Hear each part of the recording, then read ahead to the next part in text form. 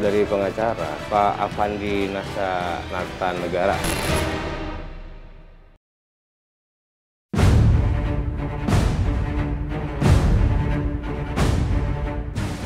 Praktik mafia tanah makin menggila. Tak tanggung-tanggung, orang tua mantan Wakil Menteri Luar Negeri Dino Patijalal ikut jadi korban. Polisi geram. Satgas anti mafia tanah kemudian dibentuk hingga ke tingkat provinsi. Meski demikian, masih banyak para penjahat tanah yang berusaha mengakali korbannya.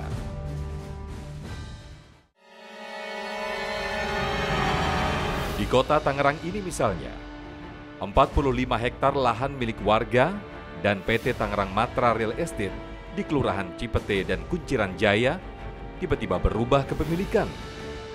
Surat putusan eksekusi pun dikeluarkan oleh Pengadilan Negeri Tangerang. Tak ayal, sekitar 1.500 warga yang ada di lahan tersebut diminta untuk angkat kaki.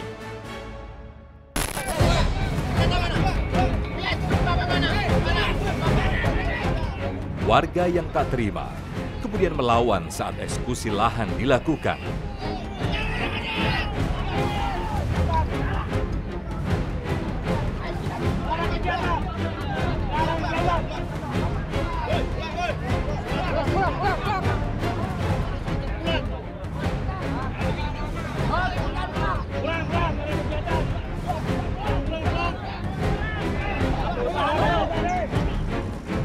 Mereka menghadang dan mengusir buldoser yang hendak masuk ke area lahan.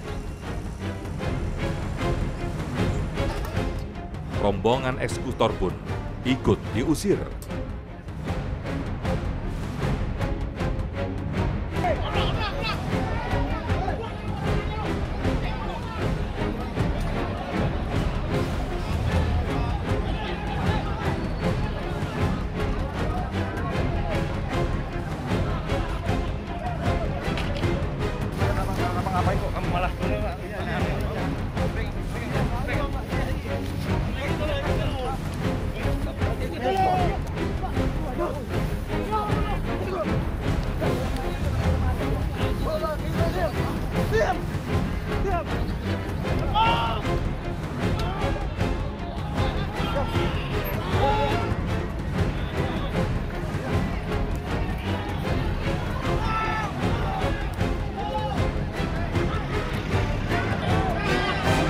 Surat eksekusi mau ngosongin rumah ini. Nah, disitulah masyarakat turun setakar tenaga di sini penuh untuk menahan jangan sampai turunnya eksekusi.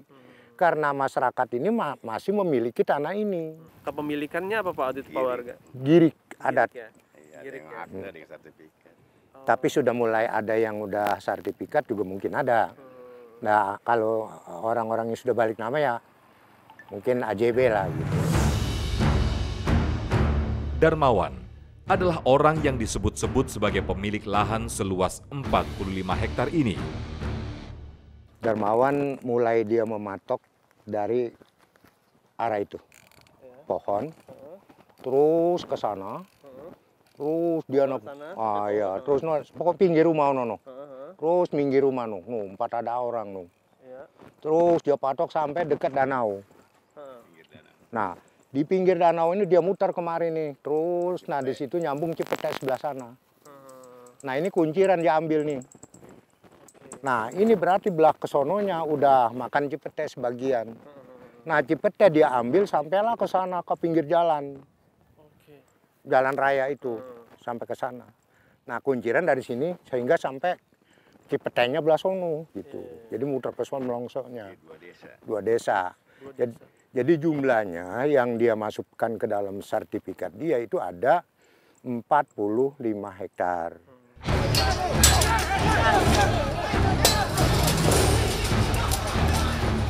Warga kemudian mendatangi Kecamatan Pinang, Kota Tangerang untuk meminta penjelasan.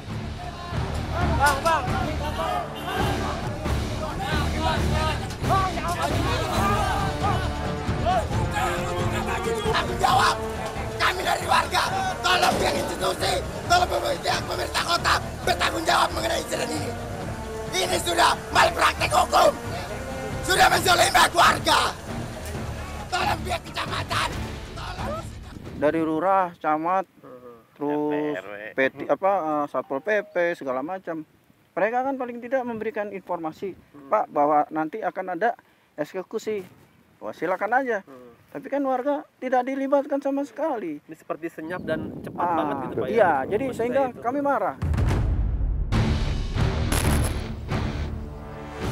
Bagi warga, pengambil alihan tanah seluas 45 hektar ini penuh kejanggalan. Yang pertama kami rasakan kejanggalan itu adalah yang pertama bulan Maret 2020 ya, mereka sudah membuat resah kami. Yang resahnya bagaimana?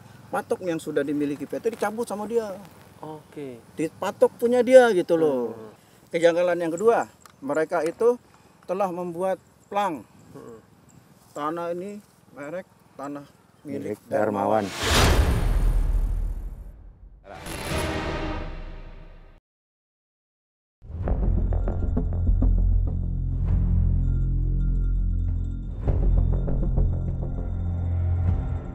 Tanah seluas 45 hektar yang menjadi sengketa ini merupakan milik warga dan perusahaan. 100.000 meter milik warga Kelurahan Cipete dan Kunciran Jaya. Kemudian sisanya 350.000 meter milik PT Tangerang Matra Real Estate atau PT TMRE.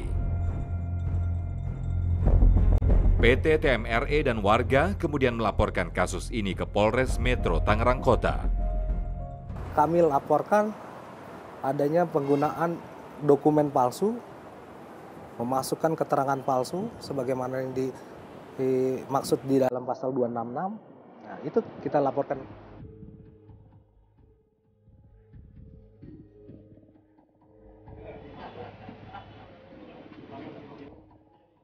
Setelah dilakukan penyelidikan dan penyidikan, polisi akhirnya menetapkan 2 orang tersangka. Masing-masing adalah Darmawan dan Mustafa Kamal. Keduanya diduga sebagai mafia tanah. Dalam aksinya, kedua tersangka menggunakan modus baru, yaitu dengan membuat dokumen palsu, lalu bersandiwara saling gugat di pengadilan. Mereka kan pura-pura, antara D dan C pura-pura menggugat, akhirnya damai dading, akhirnya dikeluarkanlah penetapan, keperdataan. Akhirnya mereka habis itu pihak D mengajukan eksekusi KPN, diterbitkan eksekusi. Pada saat mereka melakukan eksekusi, ada perlawanan dari masyarakat dan PT Tanah Matra. Kepada kami, Kepala Unit Harta Benda Polres Metro Tangerang Kota menjelaskan dokumen palsu yang digunakan oleh tersangka selama di pengadilan. Ini ada 1 bendel.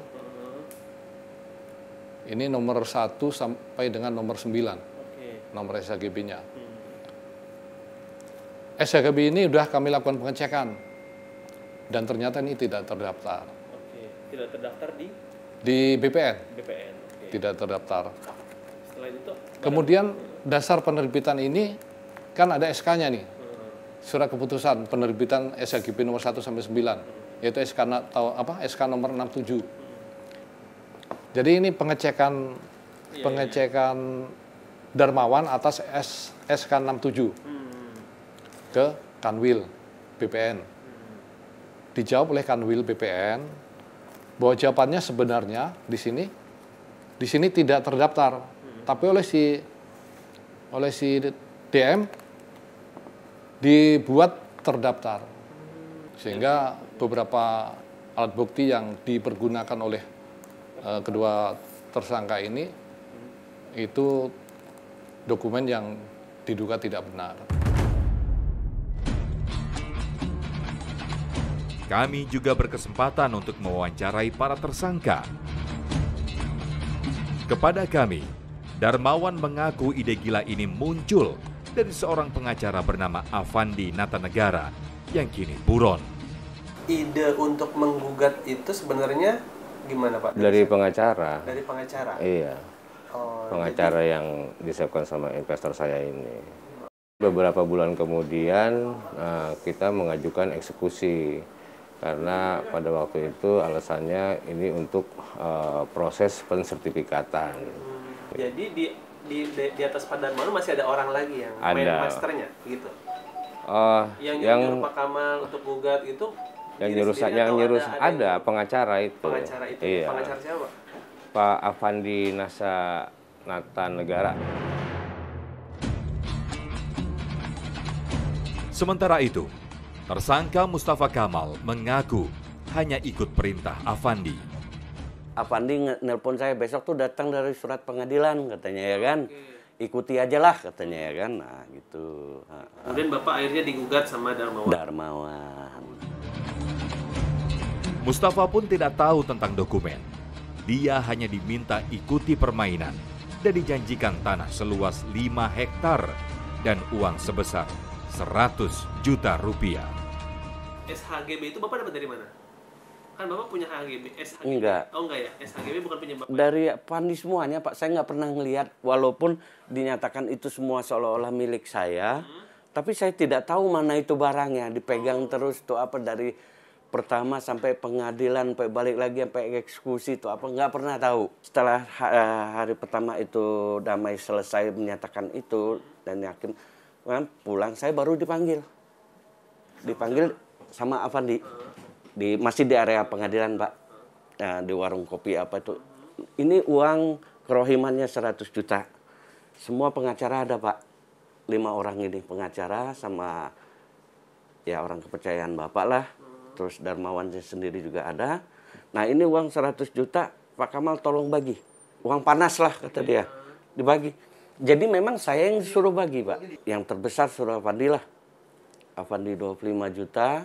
Pengacara yang lain-lain tuh 3 orang itu 10 juta, Darmawan 10 juta. Saya bilang karena Darmawan ini bawa ahli waris, kan ahli warisnya 9 Pak, mau didatangkan untuk pas keputusan minggu besok, jadi minta ditambah. Jadi Darmawan dikasih 20 juta lah, ya sisanya baru dikasihkan ke saya. Berapa dapat jadi? Sekitar 20-an Pak. Akibat perbuatannya, kedua tersangka terancam hukuman 7 tahun penjara. Kalau menurut saya sebenarnya kan mafia tanah ini banyak modus yang mereka lakukan. Ada modus dengan cara seperti ini memalsukan, kemudian mereka bekerja sama untuk menggugat. Ini salah satu modus. Ada lagi modus lain yang memang dengan memancing para pemilik tanah untuk bisa mengeluarkan sertifikatnya kemudian diduplikasi oleh mereka, atau modus-modus yang lain. Negara.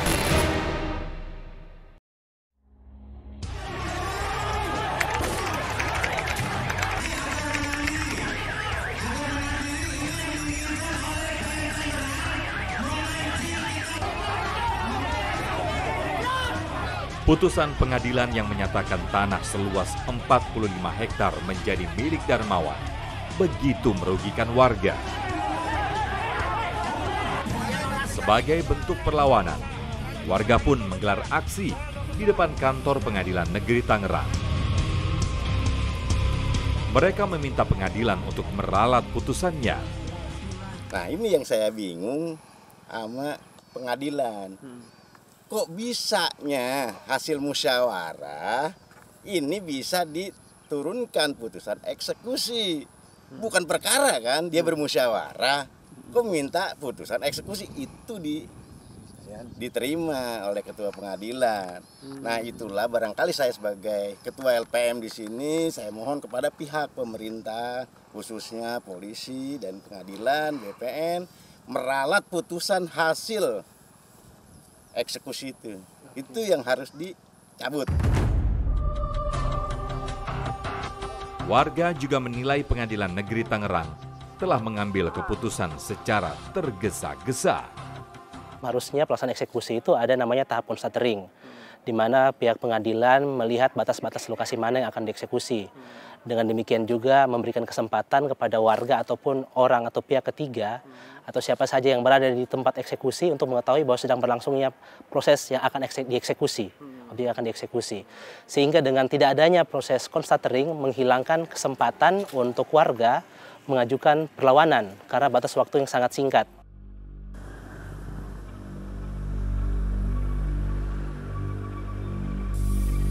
Untuk mengklarifikasi kasus ini, kami coba menemui pihak Pengadilan Negeri Tangerang. Dan kami bertemu Humas Pengadilan Arief Cahyono. Pada saat persidangan pertama, penggugat hadir, tergugat hadir, kemudian turut tergugat dalam hal ini BPN Kota Tangerang hadir. Penggugat dan tergugat itu sepakat untuk menyelesaikan sengketa dengan perdamaian. Sehingga majelis hakim belum sempat pada tahap untuk menunjuk mediator karena mereka sudah sepakat berdamai. Dari kesepakatan damai yang dibuat oleh kedua belah pihak tersebut, kemudian pengadilan majelis hakim membuatkan putusan perdamaian akta banding. Dituangkanlah dalam putusan di mana poin-poin kesepakatan damai tadi dimasukkan ke dalam dituangkan di dalam putusan. Disinggung soal dokumen yang dibawa oleh Darmawan dan Mustafa Kamal adalah palsu, pengadilan punya alasan. Pengadilan itu tidak dalam posisi untuk menilai apakah dokumen itu asli atau tidak. Jadi gini, ketika orang berperkara di pengadilan, dia mengajukan suatu surat bukti, pengadilan hanya bisa menilai apakah surat bukti ini sesuai dengan aslinya atau tidak. Ketika aslinya ditunjukkan misalkan dengan tanda tangan, kemudian ada stempel bahasa dan sebagainya, sepanjang bukti tadi itu belum dinyatakan palsu oleh misalkan oleh kepolisian atau apa, kita tidak dalam posisi untuk menilai apakah bukti itu asli atau tidak. Dokumennya ya AJB, kemudian bukti sertifikat sertifikat kepemilikan atas objek sengketa itu. Jadi yang perlu digarisbawahi di sini bahwa turut tergugat dalam hal BPN juga ikut menandatangani akte perdamaian itu gitu. Lalu, apa pertimbangan pengadilan hingga mengeluarkan putusan eksekusi lahan? Putusan perdamaian itu kan putusan yang sudah punya kekuatan hukum tetap. Artinya kan bisa dieksekusi kan. Apabila para pihak tidak melaksanakan isi putusan itu, maka pihak yang dirugikan itu bisa mengajukan permohonan eksekusi. Kemudian oleh karena tergugat tidak melaksanakan isi putusan, penggugat mengajukan eksekusi ke pengadilan. Karena sudah berdasarkan putusan yang inkrah dan sudah dilakukan amandemen dan sebagainya, maka pengadilan melaksanakan eksekusi itu. Gitu. Lalu mengapa masyarakat sebagai pihak yang menguasai tanah tidak dilibatkan? Karena penggugat dan tergugat juga tidak menarik mereka dan mereka tidak secara sukarela juga masuk intervensi ya gitu. Jadi pengadilan itu kan suatu institusi lembaga kekuasaan negara di bidang yudikatif yang tugas pokoknya adalah menerima, memeriksa dan memutus perkara. Kita dalam posisi pasif. Akibat putusan pengadilan, kini status tanah milik warga dan PT Tangerang Matra Real Estate menggantung. Yang pasti nggak bisa jual. Yang kedua ada kekhawatiran kami warga jadi bayang-bayang kapan masalah ini akan selesai. Ini modus yang bahaya. Bahayanya kenapa? Sewaktu-waktu setiap orang bisa kehilangan tanah dengan perbuatan orang lain. Padahal pemilik tanah aslinya nggak pernah tahu ceritanya. Kepolisian meminta masyarakat untuk terus waspada terhadap beragam modus mafia tanah agar tidak menjadi korban.